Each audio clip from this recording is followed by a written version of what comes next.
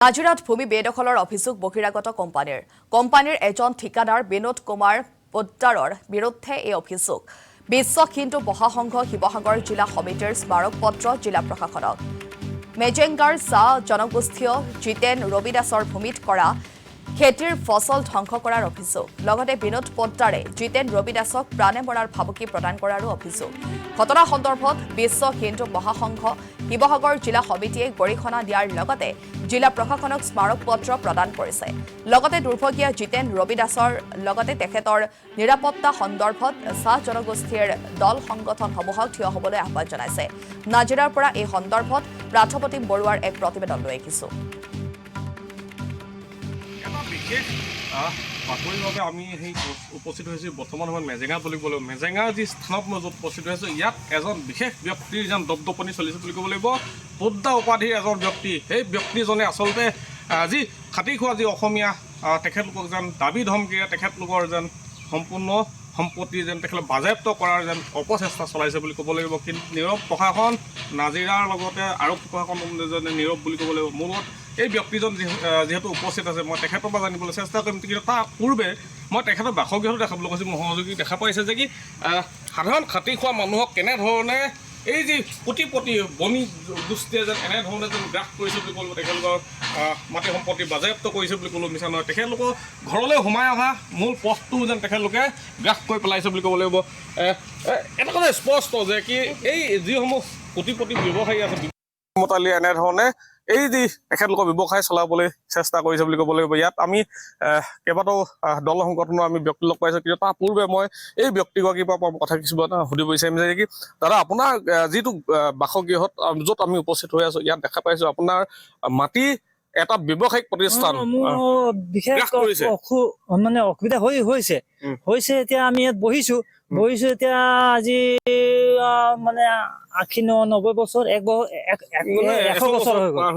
বছৰ হৈ গ'ল তাৰপিছত আমাৰ মানে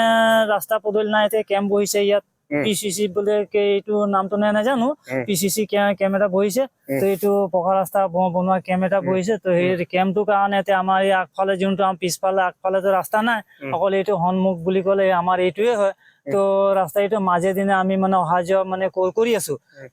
সেই ৰাস্তাত এতিয়া বন্ধ কৰিম বুলি কৈছে এতিয়া ৰাস্তা দম দি দিছিলে মানে পৱন বুলি কোৱা এজন পৱন কোন হয় মানে সেই মাটি যোনটো বিনোদৰ কোন হে নহয় মানে মই ক'ব নোৱাৰো পৱন আগৰৱালা হ'ব পাৰে তো মই সিমান মানে ভালকে নাজানো খালি বিনোদক ভালকে চিনি পাওঁ বিনোদ কি হয় বিনোদ মাৰোৱাৰী হয় মানে তো সি মানে মাটিটো মালিক দাবী ধমকি কিয় দিছে দাবী ধমকি মানে দিছে যে তুমি বেছি বোলে এইটো মাটিৰ কাৰণে বোলে বৰ বেছি হেৰি কৰি নাথাকিবা তো কৈছে পিছত কিবা এটা মানে অসুবিধাও হ'ব পাৰে পুলিচ চব মানে হ'ব পাৰে মানে প্ৰশাসনৰ ভয় দেখাইছে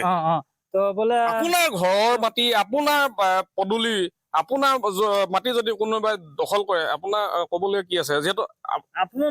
মোৰ মাটি মানে এনেকুৱা কবল আছে যে মোক মুঠতে যিমানটো মাটি ডোখৰ আছে মোৰ একদম সেইখিনিলৈকে আছে সেইখিনিৰ পৰা মাটি মানে সি লৈছে আৰু যে সেই কিবা মাটি বোলে আমাৰ হৈ পেলাই আমি এতিয়া ল'ম বোলে তো আমাৰ যিমান ফচল যিমান চব মানে সিহঁতি মানে কাটি কুটি শেষ কৰিব বুলি কৈছে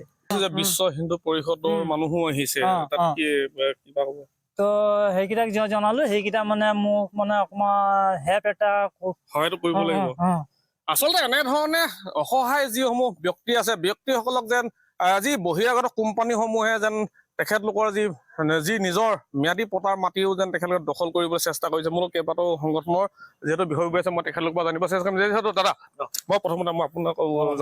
সুধিব বিচাৰিছোঁ এই যিজন ব্যক্তি এই ব্যক্তিগৰাকীক আচলতে বহিৰাগত কোম্পানী মালিকী স্বত্ব কিবা দেখাবলৈ আহি ইয়াতে তেখেতক যেন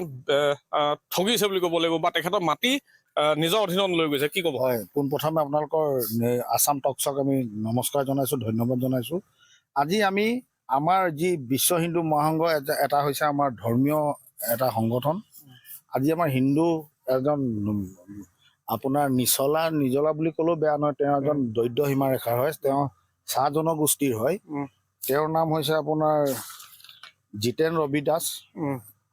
তেখেতে মানে আমাক অলপ দিনৰ আগত মানে আমাৰ বিশ্ব হিন্দু মহাসংঘ শিৱসাগৰ জিলাক তেওঁ আমাক এখন লেটাৰ দিছিলে, এইখন লেটাৰ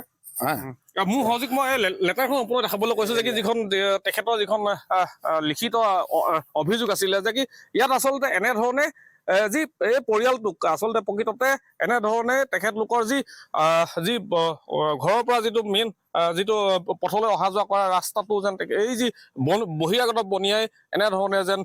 বৰ্তমান সময়ত তেখেতলোকৰ পৰা কাঢ়ি লৈছে বুলি ক'ব লাগিব। দাদা আৰু পিছৰ দশত কি হ'ল? আমাক যেতিয়া দিলে আমিতো দেখিলো এই বহুত দুখীয়া নিচলা মানুহ, তেখেতক যদি আমি অকণমান সহায় নকৰো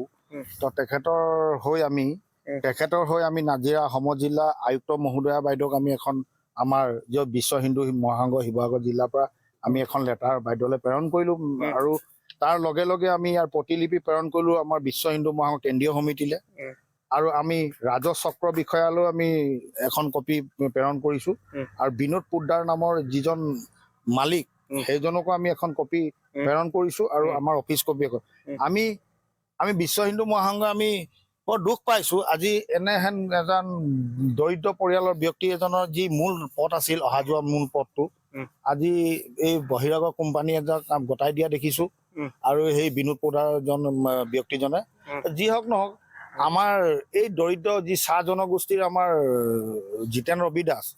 এইজন ন্যায় পাব লাগিব আৰু আমাৰ পূৰ্ণ বিশ্বাস আছে আমাৰ নাজিৰা সমজিলাৰ আয়ুক্ত মহোদয়ৰ ওপৰত। মহোদয়ে আমাক আশ্বাসো দিছে আৰু আমি এটাই বিচাৰো যে আসাম টক্স আপোচবিহীন অসম কণ্ঠ।